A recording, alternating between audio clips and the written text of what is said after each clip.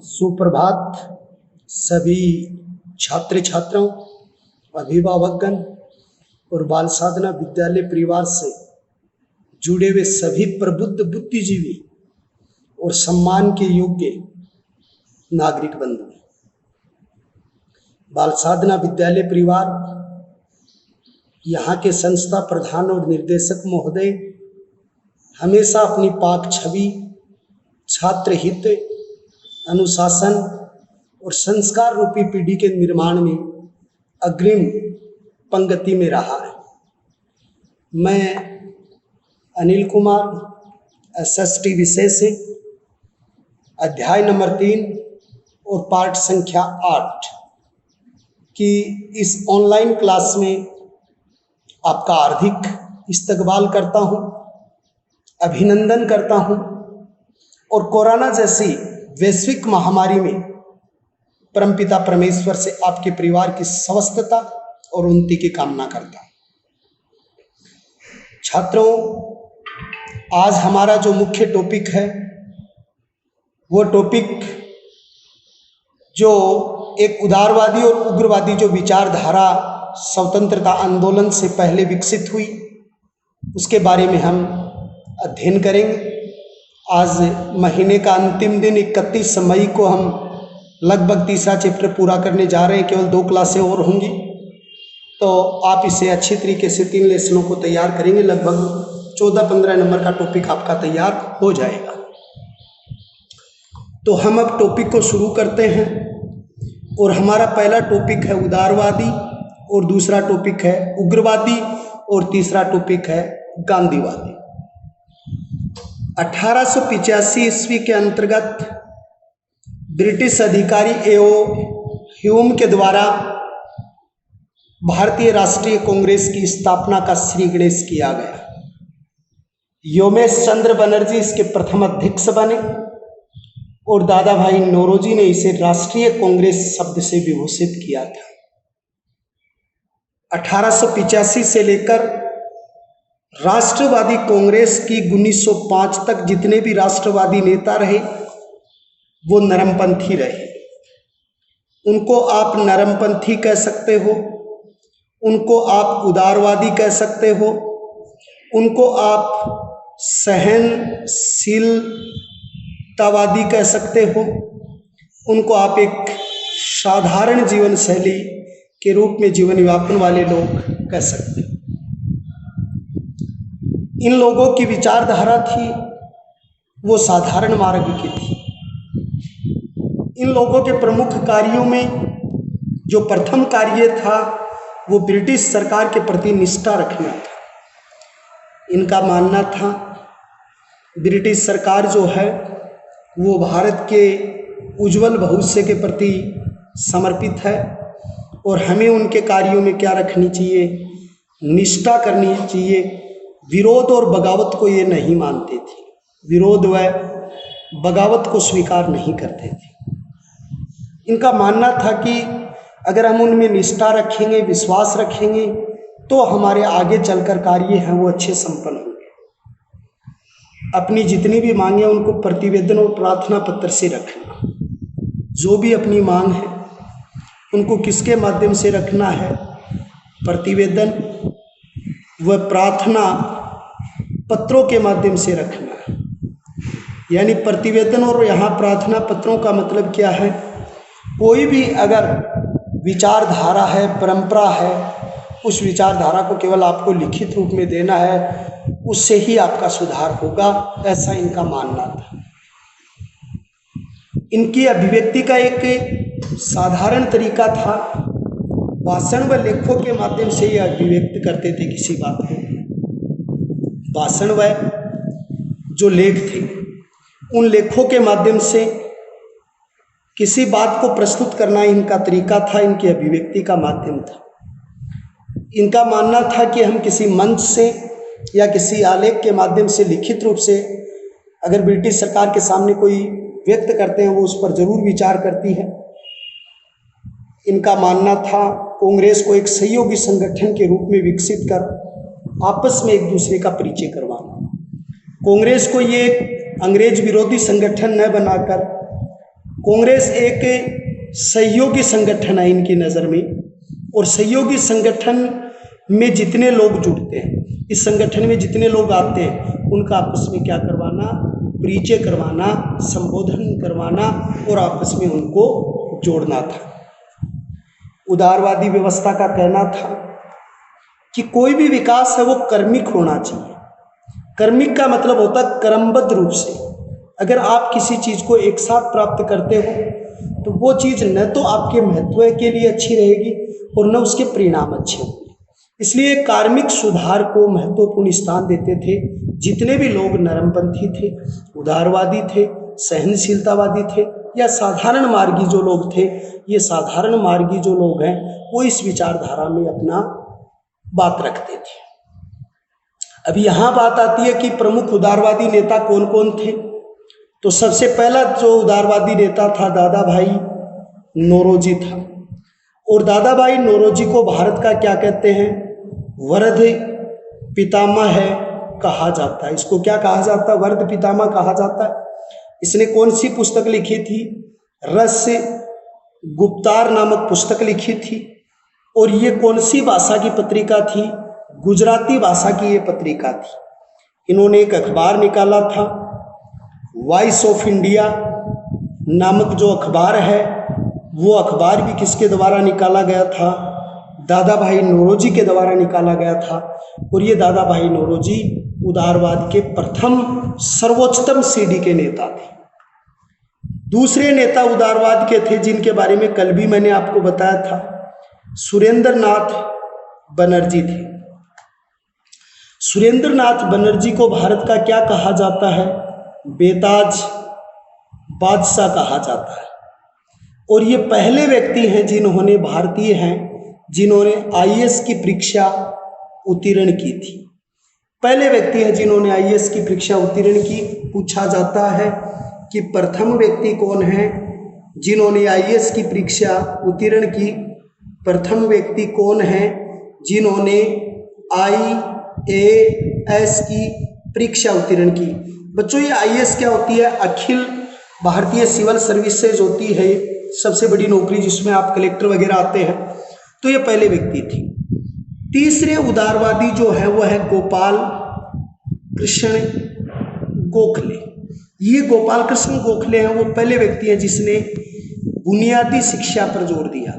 बच्चों बुनियादी शिक्षा क्या होती है, जहाँ शिक्षा के साथ साथ आपको व्यवसाय सीखने को मिलता है। जहाँ शिक्षा की गति के साथ आप एक व्यवसाय की थीम तय करते हो, तो उस शिक्षा के साथ साथ आपको व्यवसाय सीखने को मिलता है। उस व्यवसाय को क्या कहा जाता है, बुनियादी शिक्षा। और ये गोपाल कृष्ण गोखले किसके गुरु थे, यानी गांधी जी के राजनीतिक गुरु थे। और इसी गोपाल कृष्ण गोखले ने 1905 में भारतीय सर्वेंट संघ का गठन किया था। तो भारतीय सर्वेंट संघ का गठन किसने किया, गोपाल कृष्ण गोखले ने किया था, और महात्मा गांधी जी के राजनीतिक गुरु थे। फिर यानी कि उदारवादी नेता थे मदन मोहन मालवीय जी थे। और मदन मोहन मालवीय जी ने 1915 में बनारस हिंदू कॉलेज की स्थापना की थी। बनारस हिंदू कॉलेज की स्थापना की। इन्होंने पहली बार एक शब्द कहा था, हिंदी, हिंदू, हिंदुस्तान। ये यानी कि हिंदी, हिंदू, हिंदुस्तान शब्द कहने वाले मदन मोहन मालवीय जी थे। दिनेश वाचा ये अगले आपके उदारवादी नेता हैं। और इन्होंने एओ जो हुम थे, हुम थे, उनके बाद ये कांग्रेस के क्या बने, सचिव बने थे 1907 के अंतर्गत। 1907 तक तो सचिव वो ही रहे थे, और 1907 में सचिव ये बने थे। तो ये बात आपके इसके रूप में लागू होती है। ये सारे नरमपंथी थे, कोई विरोध नहीं हुआ, कोई झगड़ा नहीं हुआ, कोई एक दूसरे के विरुद्ध प्रतिक्रियाएं नहीं हुई, केवल साधारण रूप से कार्यपंथ या कार्य योजना चलती रही। तो अब दूसरी एक और विचारधारा विकसित हुई, उसका नाम था उग्रवादी विचारधारा, गर्मपंथी विचारधारा। उसके बाद आप इसको कह सकते हैं इसको आप, ये सहनशील थे और ये क्या थे, उग्र थे। उग्र विचारधारा के अलावा लो एवं रक्त की विचारधारा, रक्त की विचारधारा, यानी कठोरता के साथ अगर आप देश के लिए प्रयास करोगे तो ही आपको स्वतंत्रता मिलेगी। इनका पहला मानना क्या था, पहला तो इनका कार्यकाल जो था वो 1905 टू 1919 के बीच में ये उग्रवादी विचारधारा विकसित रही थी। इनका पहला कारण या पहला उद्देश्य था राष्ट्रवाद की पहचान कर हिंदू की भावना से की है। इन्होंने क्या कहा, जो राष्ट्रवादी विचारधारा है वो राष्ट्रवाद की पहचान हिंदू भावना से इन्होंने संबोधित किया, क्योंकि उस समय अंग्रेज ईसाई थे, तो हिंदू की भावना से इन्होंने व्यवस्थित किया है, व्यवस्थित जो रूप इनको दिया है। इनका मार्ग था, उन्होंने क्या किया था, ब्रिटिश कार्यवाद, प्रतिवेदन, प्रार्थना, लेख और माध्यम, इन्होंने 4 चीज क्या अपनाई, स्वदेशी, स्वराज्य, बहिष्कार, हड़ताल और धरना। इन्होंने ये 4 काम अपनाए थे, स्वराज्य, स्वदेशी, बहिष्कार, हड़ताल व धरना। ये विचारधारा अपनाई थी, वो किसने अपनाई थी, उग्रवादियों ने अपनाई थी। और इन दोनों विचारधाराओं को संपादित करने में एक व्यक्ति का महत्वपूर्ण योगदान रहा था, लोकमान्य तिलक का महत्वपूर्ण योगदान रहा था। उन्होंने इस विचारधारा को और ज़्यादा विकसित किया था और बढ़ाया था। इनके बाद में, लोकमान्य तिलक जी के बाद में जो बातें आई थी वो तीसरे कार्य रूप में सरकार के दमन चक्र को कठोरता से मुकाबला करना, यानी जो सरकारी नीति है, उस सरकारी नीति जो सरकार के उसके दमनकारी कुचक्र, तो यानी इसका तीसरा कार्य था सरकार के दमन चक्र। बहुत ही बढ़िया प्रश्न है। सरकार के दमन चक्र का कठोरता से, उग्रता से, संघर्ष से, कठोरता से मुकाबला करना इनका कार्य था, यानी कि सरकार के दमन चक्र का कठोरता के साथ मुकाबला करना। ब्रिटिश सरकार की न्यायप्रियता को छोड़कर भारत के राष्ट्रवाद को महत्व देना इनका, वो तो ब्रिटिश न्यायप्रियता में विश्वास करते थे। इनका मानना था ब्रिटिश सरकार की न्यायप्रियता को छोड़ो, किसको छोड़ो, न्यायप्रियता को छोड़कर, ब्रिटिश सरकार की न्यायप्रियता को छोड़कर भारत राष्ट्रवाद को महत्व दो, भारत के राष्ट्रवाद को महत्व देने की बात कही। सबसे पहले हम भारतीय हैं और भारतीयों का शासन यहाँ पर स्थापित होना चाहिए। 5वें कार्य के रूप में जो स्वतंत्रता के लिए जो भारतीय प्रयास कर रहे थे, 1857 की क्रांति से ये पहले प्रयास से हुआ था। स्वतंत्रता भिक्षावृत्ति से प्राप्त न हुई, स्वतंत्रता भिक्षावृत्ति से प्राप्त न होकर, यानी स्वतंत्रता जो है वो भिक्षावृत्ति से प्राप्त न करके रक्त एवं लोहे की नीति के अनुसरण से प्राप्त करो। भिक्षावृत्ति से प्राप्त न होकर लोहे एवं रक्त की नीति से परिपूर्ण हो या उसके अनुसार ये चलनी चाहिए। तो सरकार के दमन चक्र को कठोरता से मुकाबला करो। ब्रिटिश सरकार की न्यायप्रियता को छोड़कर भारत के राष्ट्रवाद को महत्व दिया गया। स्वतंत्रता राजनीतिक भिक्षावृत्ति से प्राप्त न होकर लौ एवं रक्त की नीति से हो। स्वराज्य प्राप्ति का कठोर प्रयास करना चाहिए, यानी स्वराज्य जो है उसकी प्राप्ति का, स्वराज्य प्राप्ति का कठोर प्रयास। ये काम अगर जब तक आप नहीं करोगे तो यानी इसके अंतर्गत आपको ये बातें स्वीकृत करनी है। फिर है उदारवाद के प्रमुख नेता, यानी इस उदारवादी प्रमुख विचारधारा के प्रमुख नेता कौन है, किस तरीके से नेता हैं, तो उसका नाम पहले नंबर पर आप लेओगे, उसका नाम है लोकमान्य बाल गंगाधर तिलक। बाल गंगाधर तिलक, ये लोकमान्य शब्द इसको किन्होंने दिया था, श्रीमती एनी बेसेंट ने इसको ये नाम दिया था। ये बाल गंगाधर तिलक थे, वो उग्रवाद के जनक कहे जाते हैं। इन्होंने एक नारा दिया था, स्वराज्य मेरा जन्मसिद्ध अधिकार है, जन्मसिद्ध अधिकार है, मैं इसे लेकर रहूँगा, मैं इसे लेकर रहूँगा। ये नारा देने वाला पहला व्यक्ति था लोकमान्य तिलक। लोकमान्य तिलक ने 1893 में गणपति उत्सव, 1896 में शिवाजी उत्सव, इसी लोकमान्य तिलक के द्वारा मराठा व केसरी पत्रिका निकाली गई। इसी लोकमान्य तिलक ने गीता रहस्य व आर्टिक होम दी वेदाज पुस्तक लिखी। और लोकमान्य तिलक जो थे वो एक सर्वश्रेष्ठ उग्रवादी नेता के रूप में उभर कर आए थे।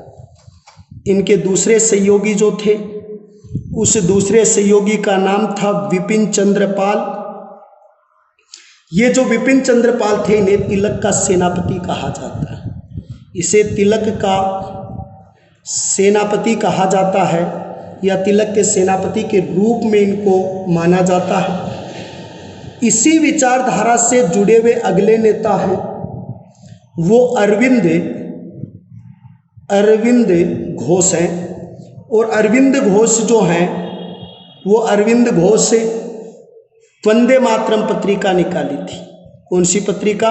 वंदे मातरम पत्रिका निकाली थी इनके द्वारा।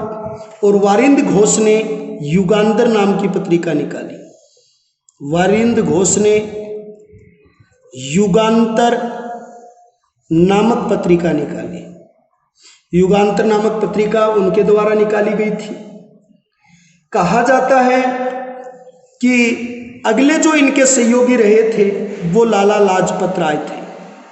लाला लाजपत राय थे। ये लाला लाजपत राय, जिसे क्या कहा जाता है? शेरे पंजाब कहा जाता है। इसे क्या कहा जाता है? शेरे पंजाब कहा जाता है। इन्हें द पीपुल नाम की पत्रिका इनके द्वारा लिखी गई थी। द पीपुल नाम की जो पत्रिका है वो इन्होंने लिखी। द पीपुल पत्रिका इनके द्वारा लिखी गई। साइमन कमीशन के विरोध के दौरान, साइमन कमीशन के विरोध के दौरान, विरोध कब हुआ? 3 फरवरी सन 1928 को इनकी क्या हो गई थी? मृत्यु हो गई थी। 3 फरवरी 1928 को ये विरोध इनके द्वारा किया गया था, दर्ज किया गया था। तो तब इनकी क्या हुई थी? मौत हुई थी। इनके अलावा वीपी मित्रा हैं, जिन्होंने अनुशीलन समिति का गठन किया। वीपी मित्रा अनुशीलन समिति का गठन किया गया। तो 1905 से लेके ये बातें जो इसको कही गई थी, या बातें जो उग्रवादी नेताओं के द्वारा जो सूत्रपात किए गए वो ये थे। और ये विचारधारा जो 1905 से स्टार्ट हुई और 1919 के बीच में रही थी। लेकिन इस उग्रवाद का जो उत्कर्ष हुआ है वो उत्कर्ष कब हुआ? 16 अक्टूबर 1905 को बंगाल विभाजन हुआ था। और ये बंगाल विभाजन किसने किया था? लॉर्ड कर्जन ने। और इनकी सबसे बड़ी सफलता क्या थी? वो सफलता थी 1912 में बंगाल विभाजन रद्द करना। बंगाल विभाजन रद्द करना इनकी प्रमुख क्या थी? सफलता थी। तो इनकी प्रमुख सफलता भी पूछी जा सकती है। ये सारी चीज़ें जो हुई हैं वो उग्रवाद के समय शुरू हुई हैं। तो आपके 2 चरण पूरे हो गए, एक तो उग्रवाद और एक उदारवाद। इनमें एक चीज़ बड़ी महत्वपूर्ण आई है, लाल पाल और बाल के नाम से जो प्रसिद्ध हुए हैं वो नाम से प्रसिद्ध कौन हुए थे? लाला लाजपत राय, विपिन चंद्र पाल और यानी जो तीसरे थे लोकमान्य तिलक। और लोकमान्य की पदवी किसने दी थी? लोकमान्य किसने कहा? श्रीमती एनी विसेंट ने कहा था उनको लोकमान्य, ये भी आपके लिए एक बड़ा महत्वपूर्ण प्रश्न है। वंदे मातरम नामक पत्रिका आपके लिए बहुत अच्छा क्वेश्चन है। अनुशीलन समिति आपके लिए बहुत अच्छा प्रश्न है। तिलक का सेनापति किसको कहा गया, वो बड़ा प्रश्न है। साइमन कमीशन आपके लिए बहुत अच्छा प्रश्न है। शेरे पंजाब अच्छा प्रश्न है। गीता रहस्य और मराठा केसरी पत्रिका आपके लिए अति महत्वपूर्ण है। शिवाजी और गणपति उत्सव जो हैं वो आपके लिए अति महत्वपूर्ण है। लॉर्ड कर्जन ने बंगाल का विभाजन 1905 में किया और इनकी सफलता आपके लिए बहुत अच्छा क्वेश्चन है। तो इन सभी क्वेश्चनों को आप अच्छी तरीके से तैयार करेंगे और आप पढ़ेंगे। और अब अगला बिंदु मैं आपको समझाता हूँ, स्वदेशी आंदोलन। अब अगले बिंदु के रूप में हम जो चर्चा करने जा रहे हैं और वो बिंदु हमारा होगा स्वदेशी आंदोलन है। भारत में एक शब्दावली आती है, स्वदेशी आंदोलन की शुरुआत कब से मानी जाती है। तो स्वदेशी आंदोलन श्रीमती एनी बेसेंट, ये भारत कब आई थी, पहले तो ये बात देखो, भारत आई थी 1993 ईस्वी में ये भारत आई थी। एक बात तो आपको ये याद रखनी है। ये इंग्लैंड कब गई दोबारा, तो इंग्लैंड गई थी 1913 ईस्वी के अंतर्गत। और वहाँ पर यानी आयरलैंड की होम रूल ने उन्हें भारत में आज़ादी के लिए आंदोलन चलाने को कहा था। श्रीमती एनी बेसेंट को क्या कहा गया, किसने, वहाँ पर होम रूल लीग थी। क्या थी, होम रूल लीग। और जो इंग्लैंड वाली होम रूल लीग है उसको कौन चला रहा था, आयरलैंड चला रहा था। तो होम रूल लीग जो आयरलैंड की थी उसने आदेश दिया, उसने क्या दिया, आदेश दिया। किसको आदेश दिया, श्रीमती एनी बेसेंट को, कि क्या करो आप भारत की स्वतंत्रता के लिए, आप क्या करो भारत की स्वतंत्रता के लिए भारत में होम रूल आंदोलन चलाओ। भारत में क्या चलाओ, होम रूल आंदोलन चलाओ। ये बात किसने कही, श्रीमती एनी बेसेंट को कही। किसने कही, यानी जो इंग्लैंड में जो होम रूल लीग थी आयरलैंड की, उसने ये बात उसके द्वारा कही गई थी। तो कि आप वहां जाके ये आंदोलन चलाओ। अगली चीज देखिए, अब स्वदेशी आंदोलन में क्या हुआ कि जब जो यानी श्रीमती एनी बेसेंट थी वो भारत वापस आई और भारत आकर उसने एक पत्रिका लिखी जिसका नाम था कॉमनवेल्थ पत्रिका लिखी। ये साप्ताहिक है भाई, साप्ताहिक पत्रिका लिखी किसने, श्रीमती एनी बेसेंट ने। और एक न्यू इंडिया, ये न्यू इंडिया दैनिक पत्रिका है। ये क्या है भाई, एक दैनिक पत्रिका है। तो न्यू इंडिया एक दैनिक पत्रिका है और कॉमनवेल्थ एक साप्ताहिक पत्रिका है जिसका विमोचन श्रीमती एनी बेसेंट के द्वारा किया गया। श्रीमती एनी बेसेंट ने होम रूल की शुरुआत किसके साथ की, होम रूल आंदोलन की शुरुआत की। तो शुरुआत किसके साथ की, बाल गंगाधर तिलक के साथ की। और कहाँ कब की, मार्च 1916 में पूना में की। लेकिन 1916 मद्रास की एक जगह मद्रास एडियार, वहाँ पर होम रूल लीग की स्थापना किसने की, श्रीमती एनी बेसेंट ने की। एडियार में होम रूल की स्थापना श्रीमती एनी बेसेंट ने की थी। और कहा जाता है इसकी अध्यक्ष कौन बनी, जो 1916 वाली की अध्यक्ष स्वयं बनी थी। स्वयं का मतलब यहाँ क्या है, यहाँ पर श्रीमती एनी बेसेंट से है जो इसकी स्वयं अध्यक्ष बनी। 1917 में कांग्रेस की प्रथम महिला अध्यक्ष बनी। 1917 में कांग्रेस की प्रथम महिला अध्यक्ष बनी थी। यानी 1917 में कांग्रेस की प्रथम महिला अध्यक्ष बनी और संपूर्ण भारत का दौरा किया। और संपूर्ण भारत का दौरा करके यहाँ पर स्वदेशी आंदोलन की इन्होंने क्या जलाई थी, अलख जगाई थी। फिर तीसरा चरण जो होता है राजनीति का तीसरा चरण, और तीसरा चरण जो है वो सन 1919 से लेकर 1947 के मध्य है। इसके अंतर्गत पहला कानून जो हुआ वो था रोलेक्ट एक्ट था। रोलेक्ट एक्ट को किसने पारित किया? केंद्रीय विधान मंडल ने पारित किया। कब किया? 1917 में। और इसके अध्यक्ष कौन थे? सिडनी रोलेक्ट थे। कौन थे? सिडनी रोलेक्ट थे। और सिडनी रोलेक्ट की अध्यक्षता में एक बिल पास किया गया। वो बिल कब पास हुआ? मार्च 1919। तो बिल पास होने की तिथि क्या? बिल पास हुआ तो ये यहाँ पर तो क्या बिल पास हुआ? बिल पास कब हुआ? 19 मार्च 1919। कब हुआ? 1917 में अध्यक्ष सिडनी रोलेक्ट की अध्यक्षता में हुआ था।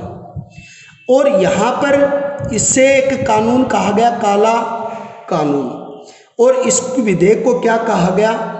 आतंकवादी अपराध अधिनियम। आतंकवादी अपराध अधिनियम कहा गया। अपराध अधिनियम कहा गया इसको। देखो दोनों शब्द, एक तरफ काला कानून है और एक तरफ आतंकवादी अपराध अधिनियम कहा गया। अब क्यों कहा गया वो देखिए। इस विधेयक में एक मुख्य बात थी।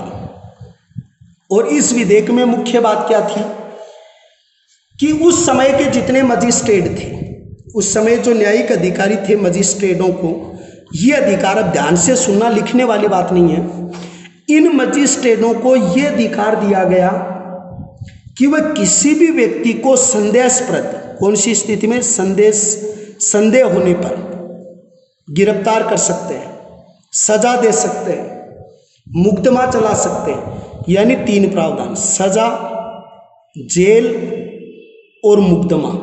ये 3 बातें कही गई। किस संदेह? केवल संदेह है, उसके लिए आपके पास प्रमाण नहीं है, केवल आपको उस पर क्या है? संदेह। और संदेह पर उसको सजा होगी, जेल में डाल दो, मुकदमा दर्ज कर दो। ये बात किसने को अधिकार दिया गया? मजिस्ट्रेटों को। कहा गया कि इसमें आप ये कह सकते हो किसी निर्दोष व्यक्ति को भी आप सजा डालकर जेल में डाल सकते हो, मुकदमा लगा सकते हो। इस बात पर एक कहावत बहुत प्रसिद्ध हो गई थी कि बिना अपील का मतलब आप अपील नहीं कर सकते, बिना वकील आप ये कह सकते हो वकील कि आप कोई वकील नहीं कर सकते, और बिना दलील यानी आपको सजा सुनाई जा सकती है। इसलिए इसको अपराध, जो आतंकवादी अपराध अधिनियम भी कहा जाता है, और इसको यानी एक ऐसा काला कानून भी कहा जाता है। इस कानून के तहत पंजाब के 2 व्यक्ति, कहाँ के? पंजाब के व्यक्ति थे। एक तो थे डॉक्टर सत्यपाल और दूसरे थे डॉक्टर सैफुद्दीन किचलू। तो डॉक्टर दूसरे हैं जिसका नाम है सैफुद्दीन किचलू, और इसे को गिरफ्तार कर लिया गया था। यानी केवल संदेह पर इनका कोई मुकदमा नहीं था, ये धारा उस पर क्या थी? लागू कर दी गई और उनको सजा सुना दी गई थी। इनके विरोध के कारण 6 अप्रैल को पूरे देश में क्या हुई? 6 अप्रैल को हड़ताल हुई, और 10 अप्रैल को फिर इन नेताओं को उस हड़ताल में शामिल माना गया जब इस कानून के विरुद्ध तो उनको सजा सुना दी गई थी। इसे क्या कहा गया था? रोलेक्ट एक्ट कहा गया था। इस रोलेक्ट एक्ट के विरोध में एक कांड हुआ जिसको कहते हैं जलियांवाला बाग हत्याकांड। अब देखो, ये अमृतसर का एक सभा स्थल है। ये क्या है भाई? अमृतसर का सभा स्थल है। पहली बात तो ये याद रखना। और ये एक क्या है? बाग है। इस बाग का मालिक कौन था? हंसराज था। ये 3 बातें याद रखना। अब मैंने ऊपर 2 नाम लिख रखे हैं, एक तो डॉक्टर सत्यपाल लिख रखा है और सैफुद्दीन किचलू लिख रखा है। इन दोनों की गिरफ्तारी कब हुई? 10 अप्रैल को। ये बात आप याद रखोगे कि 10 अप्रैल को गिरफ्तारी हुई। उनके विरोध में इस अमृतसर के सभा स्थल पर सभा हुई। कब? 13 अप्रैल 1919 ईस्वी को सभा हुई। ठीक, किन के विरोध में? इन दोनों व्यक्तियों के विरोध में। इनकी गिरफ्तारी कब हुई? 10 अप्रैल को। सभा कब हुई? 13 अप्रैल। यहाँ पर यह सभा शांतिपूर्ण चल रही थी। लोग संबोधन दे रहे थे कि देखो सरकार गलत कर रही है, ऐसे कानूनों को अगर सरकार लागू करती है तो अच्छा नहीं है, और ये हमारे लिए उचित नहीं।